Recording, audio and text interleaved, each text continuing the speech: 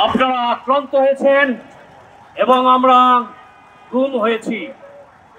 এই দেশের পক্ষে, বাংলাদেশের পক্ষে, বাংলাদেশের স্বাধীনতা সার্বভৌমত্বের পক্ষে যারা আমরা কথা বলেছি, যারা আমরা লিখেছি, যারা আমরা কাজ করেছি, তাদেরকে এই গণহত্যাকারী সন্ত্রাসী সরকার আমাদেরকে গুম করেছিল।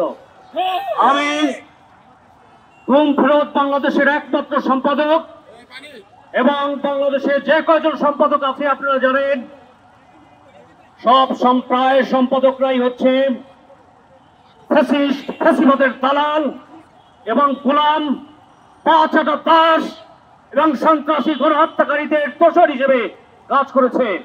এবং এখন পর্যন্ত হাতে গোনা ৩-৪টি গণমাধ্যম ছাড়া প্রত্যেকটা গণমাধ্যম সন্ত্রাসী ফ্যাসিবাদী হাসিনা সরকারের প্রেতাত্মা হিসেবে কাজ করছে।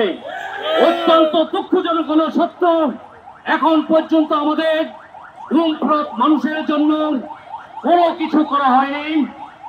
এমনকি আপনাদের জুলাই বিপ্লবে যারা আহত হয়েছেন, আমরা জুলাই বিপ্লবের বিপ্লবী হিসেবে ছিলাম এবং আমরা যার যার দায়িত্ব হিসেবে বিভিন্ন পর্যায়ে কাজ করেছি, কিন্তু আপনাদের এখন পর্যন্ত আপনাদের সকল অধিকার, আপনাদের যে পাওনা, যে আপনাদের যে ন্যায্যতা, তা এখনো দেওয়া হয়নি।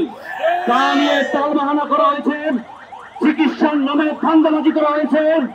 বিপ্লবের পরে আমরা চেয়েছিলাম যারা আহত হবে এবং যারা শহীদ হবে তারা এই রাষ্ট্র কর্তৃক একটা স্বাধীন ভূমিতে স্বাধীনভাবে স্বাধীন চেতনায় তারা উদ্বুদ্ধ হবে এবং তারা সকল অধিকার ফিরে পাবে। কিন্তু এখন পর্যন্ত জুলাই যোদ্ধাদের রাস্তায় থাকতে হচ্ছে এবং অধিকারের জন্য তারা বারবার এই আমাদের প্রতিষ্ঠিত অন্তর্বর্তীকালীন সরকারের প্রতি আহ্বান জানাচ্ছে। এটা অত্যন্ত দুঃখজনক বিষয়। যে সমস্ত গণমাধ্যম এবং তাদের সম্পাদকরা এদেশের বিরুদ্ধে এবং স্বাধীনতা সার্বভৌমত্বের বিরুদ্ধে কাজ করেছে, তারা এখনো ধান্দাবাজি করে যাচ্ছে এবং আমাদের বিভিন্ন পর্যায়ে সরকারের বিভিন্ন পর্যায়ে আমাদেরই বানানো সরকারের তাদের সাথে দেন দরবার করছে। এত বড় সাহস তারা পায় কি করে?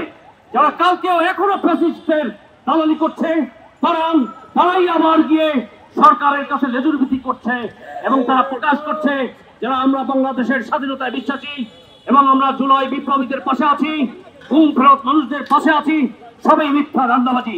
আপনারা জানেন আওয়ামী লীগ সন্ত্রাসী এই সরকারকে গতকাল নিষিদ্ধ ঘোষণা করেছে, কিন্তু পরিপূর্ণ দল হিসেবে একেবারে স্পষ্টভাবে দলকে নিষিদ্ধ করা হয়নি।